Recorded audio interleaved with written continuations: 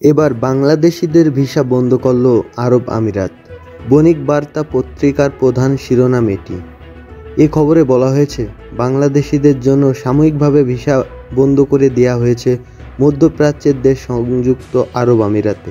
তবে এটি সুনির্দিষ্টভাবে কর্মীদের জন্য নাকি সব বাংলাদেশি নাগরিকের জন্য সে বিষয়ে স্পষ্ট কোনো তথ্য দিতে পারেনি প্রবাসী কল্যাণ ও বৈদেশিক কর্মসংস্থান মন্ত্রণালয় সংশ্লিষ্টরা।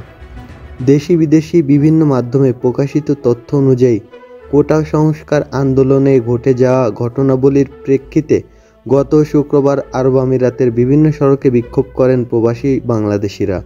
ওই বিক্ষোভের দায়ে সোমবার ৫৭ জন বাংলাদেশিকে বিভিন্ন মেয়াদে কারাদণ্ড দিয়েছে দেশটির সরকার। এর কদিন পরে গতকাল বাংলাদেশিদের জন্য সাময়িকভাবে ভিসা বন্ধের ঘোষণা দিয়েছে দেশটি। প্রসঙ্গত, আরব আমিরাত বিক্ষোভের দায়ে কারাদণ্ড পাওয়া ৫৭ জন বাংলাদেশির মধ্যে ৩ জনকে যাবজ্জীবন কারাদণ্ড দিয়েছেন। এছাড়া ৫৩ জন বাংলাদেশি ১০ বছর করে এবং ১১ জনের ১১ বছরের কারাদণ্ড দেওয়া হয়েছে।